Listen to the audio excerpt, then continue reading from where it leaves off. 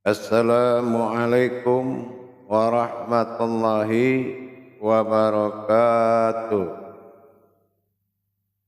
Alhamdulillah, alhamdulillahi rabbil alamin. Assalatu wassalamu ala asrafil anbiya'i wal mursalin, Sayyidina wa maulana Muhammadin. Ashhadu an la ilaha illallahul malikul haqqul mubin wa ashhadu anna Muhammadan abduhu wa rasuluhu was-sadiqul wa'dal amin. Allahumma salli wa sallim wa barik wa karim ahzanul nabil karim ihdinil lazi min jalalika wa innal ladzi min jamalika wa innahu bin kitabika wa tahirin wal mujahidina amma ba'du. Ibadullah, bersyukur kita kepada Allah dengan mengucapkan alhamdulillahi rabbil alamin atas segala limpahan karunia, rahmah dan hidayahnya, serta dengan izinnya juga kita dapat menjalankan amanahnya di zahir, batin, dunia dan akhirat. InsyaAllah bersalam kita tidak akan pernah kita lupakan. Marilah sama-sama kita sampaikan kepada junjungan kita Nabi Allah, Nabiul Akhirul Zaman, Rasulullah Muhammad sallallahu alaihi wasallam.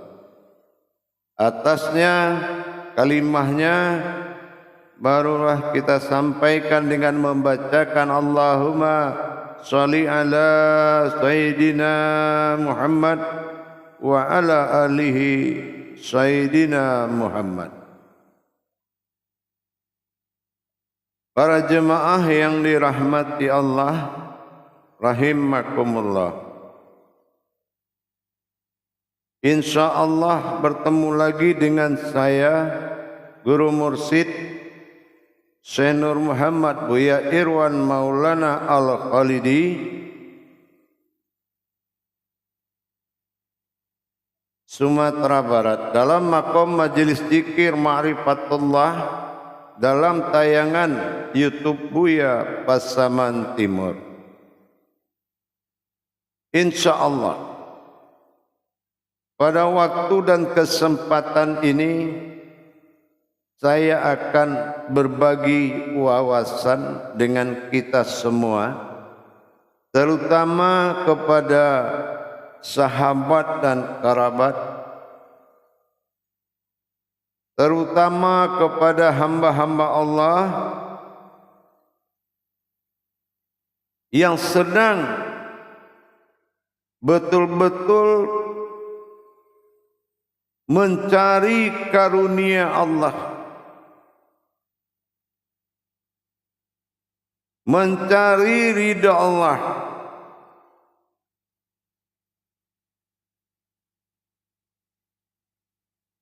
Inilah dasar-dasar tauhid.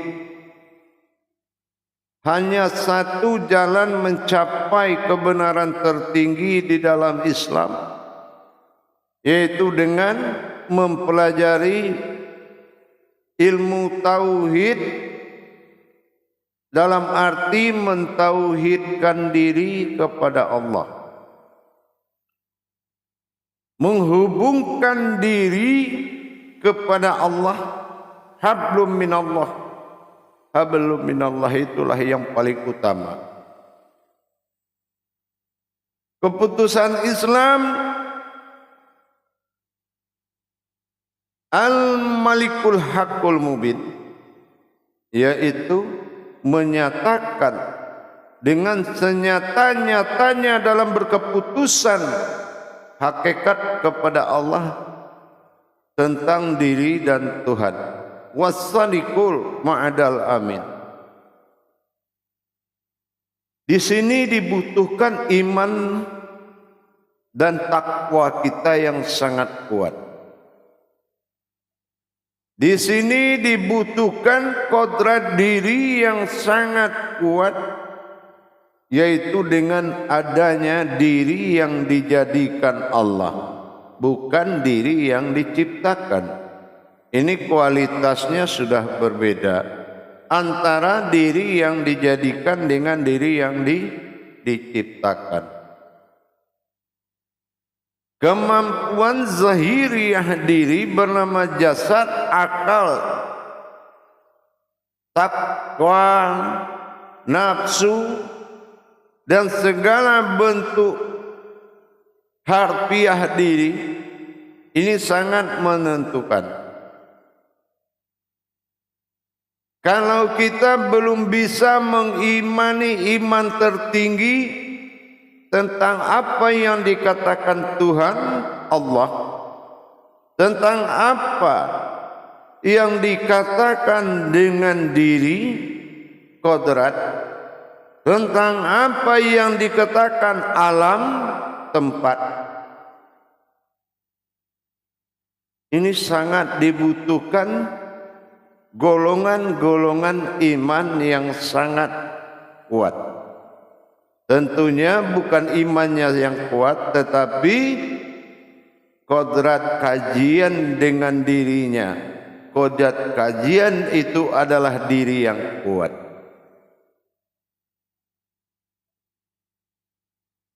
Inilah yang dikatakan dengan takwa. Secara garis besar, takwa ini secara amaliyah sering dikatakan dengan bahasa, yaitu tentang sebuah amanah. Tidak, takwa ini dilihat dari sisi tauhidnya adalah benar-benar tafakur dan tawadu.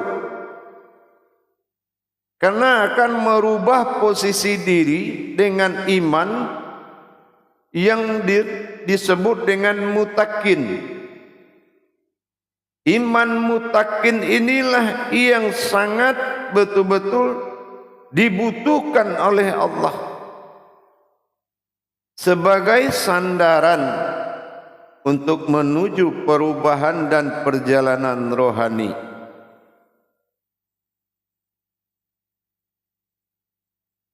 Allah makanya katakan di surat Al-Baqarah ayat 1 dan 2, Alif Lam Mim. Kenapa kita dihadapkan kepada sebuah kalam, sebuah ayat yang sangat pendek dari seluruh ayat, yaitu dengan 3 huruf, yaitu huruf hijaiyah. Kita dihadapkan dengan huruf hijaiyah yang sangat pendek, sehingga banyak kegagalan umat dalam rangka mengadakan pencarian kalau tidak mampu membuka passwordnya Al-Quran dengan bahasa 3 huruf hijaiyah, yaitu Alif Lam Mim. Ini selalu jadi kendala. Kalau kita hanya bisa mengikuti prasangka amaliyah di dalam membedah sebuah huruf, ini adalah kegagalan. Tidak ada sebuah kemampuan amaliyah bisa menerjemahkan sebuah huruf. Tapi dengan adanya kemampuan hijaiyah, dengan pelaksanaan ma'rifah, dengan dasar perjalanan tauhid, disitulah kita baru bisa menerjemahkan atau mendapatkan penterjemahan. Siapa yang bisa menerjemahkan 3 huruf dan berakhir kepada pemahaman tentang 30 juz, tidak lagi salah menilai dalam memahami bahasa Allah, tidak lagi salah memahami makna-makna yang ada di balik keganjilan-keganjilan di dalam Al-Quran. Contoh, ya ayyuhallazina amanu. Kalau memang artinya wahai orang yang beriman, kenapa ditulis amanu? Itu hanya bisa dicapai oleh orang-orang yang berpikir. Karena banyak Al-Quran dibaca oleh orang yang bisa membaca tanpa berpikir. Setelah berpikir, kita disuruh lagi beriman dengan membaca alif lam mim. Bertemu lagi dengan ilmu setelah kita membaca Al-Fatihah. Sulit mengartikan makna-makna saud matsaini seperti itu kalau kita tidak punya dasar tentang ilmu hijaiyah. Pembacaan oleh seorang yang sudah mutakin adalah orang yang sudah memiliki keyakinan yang tidak ragu-ragu lagi kepada Al-Quran. Dia berhak mendalilkan Al-Quran atas nama Allah setelah dia bisa mendapatkan kebenaran dari ayat tersebut dan bisa dia dalilkan oleh kalamnya, sehingga martabat demi martabat Allah terjaga di saat dia mengkalamkan. Inilah perlunya kenaikan derajat dalam ilmu tauhid. Baik muslim kasab, dikatakan muslim mukminin, muslim muksinin, muslim mutakin, muslim arifin. Kemampuan demi kemampuan itu yang membuat perubahan derajat seorang yang berilmu. Bagaimana akal menerjemahkan Al-Quran? Bagaimana iman menerjemahkan Al-Quran? Dan bagaimana ilmu menerjemahkan dalam ayat yang sama?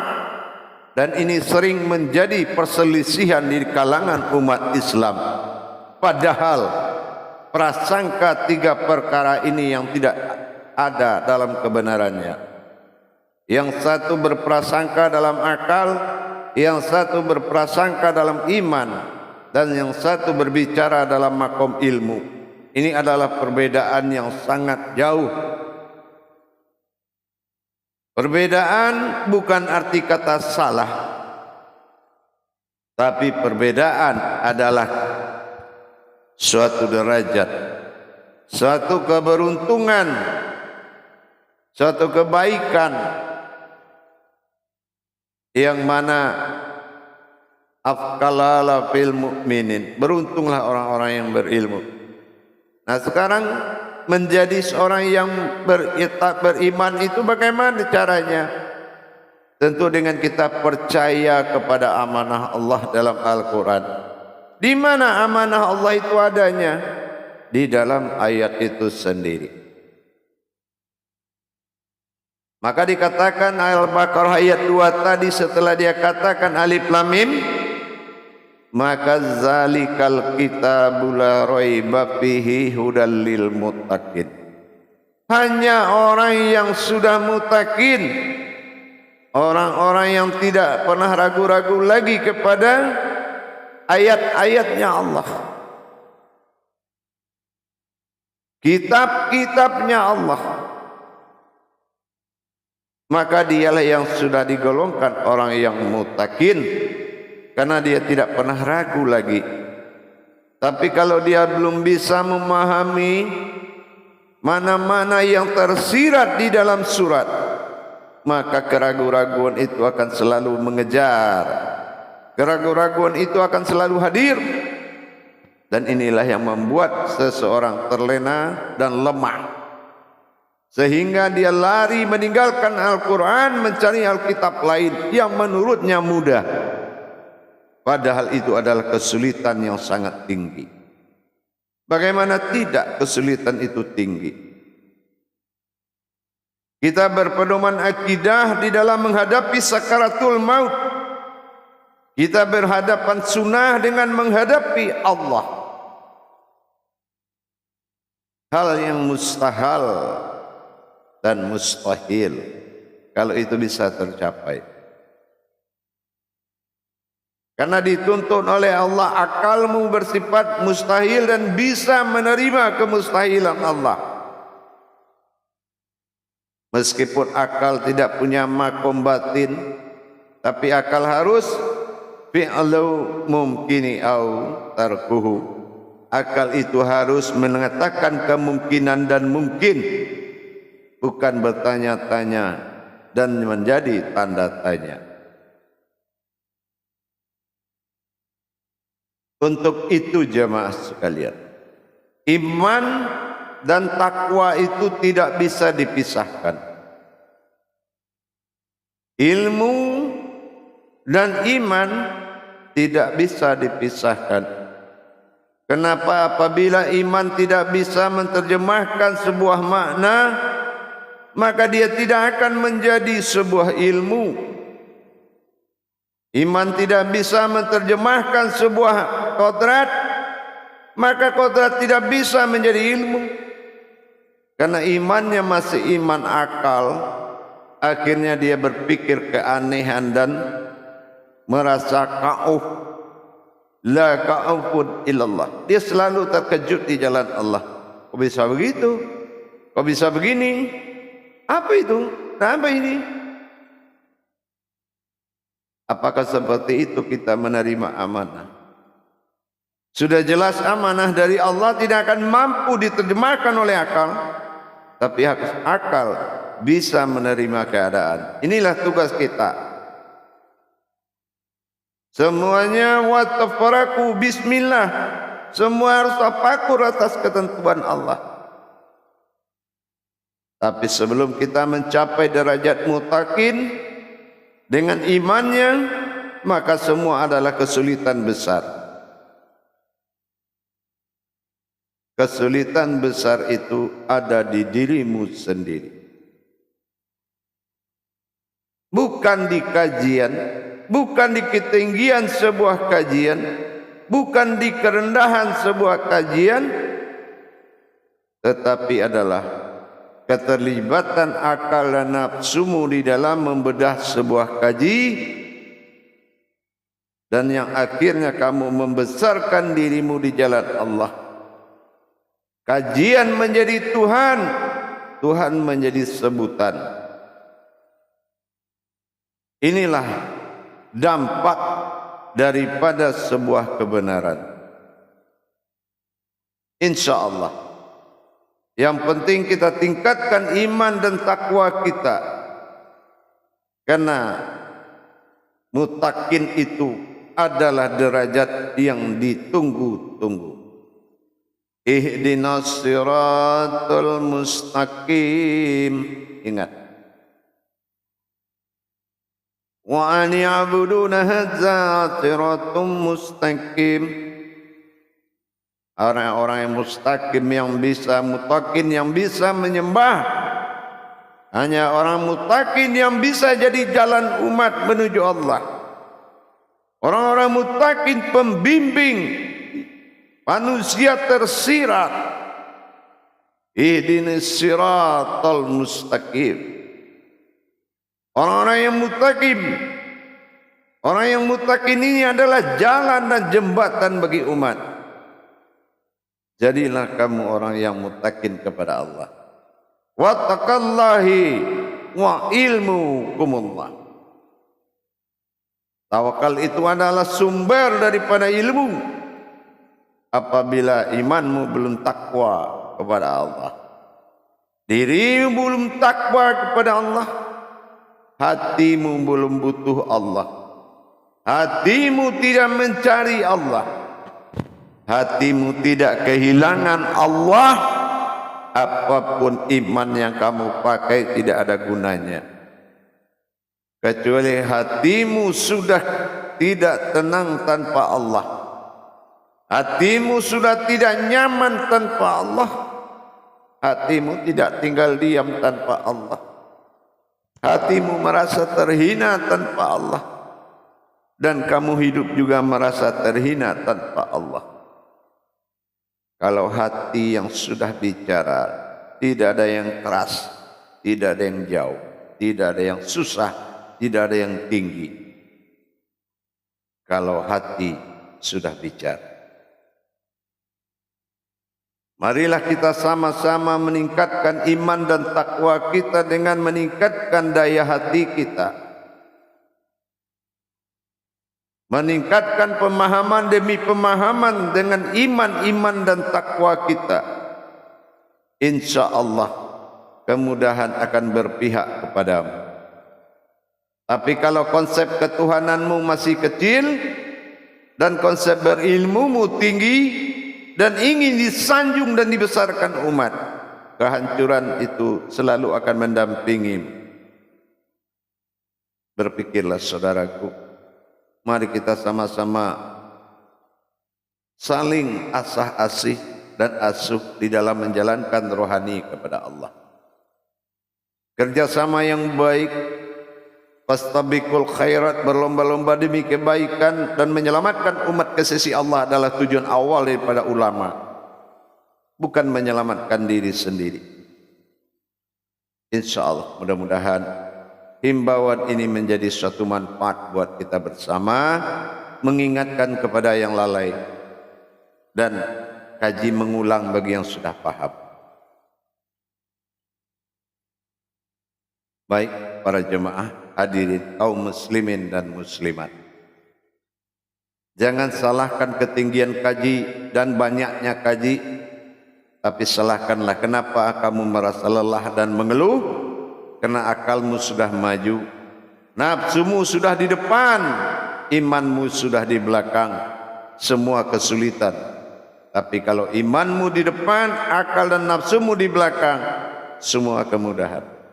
Islam adalah kesulitan paling tinggi, tapi Tuhan adalah kemudahan bagi Islam. Capailah Tuhanmu dengan laksana kamu butuh hidup. Dan dapatkanlah iman Islammu dengan baik. Dan taatlah kepada hakikat dirimu.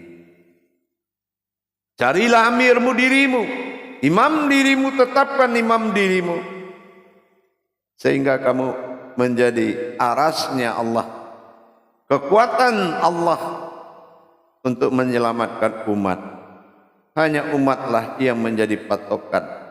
Hanya umat yang menjadi tujuan awal dan tujuan akhir dari Allah. Mari kita perhatikan dan saling memperhatikan. Demi Allah, insyaAllah. Akhirul kalam wabillahi taufiq wal hidayah. Assalamualaikum warahmatullahi wabarakatuh.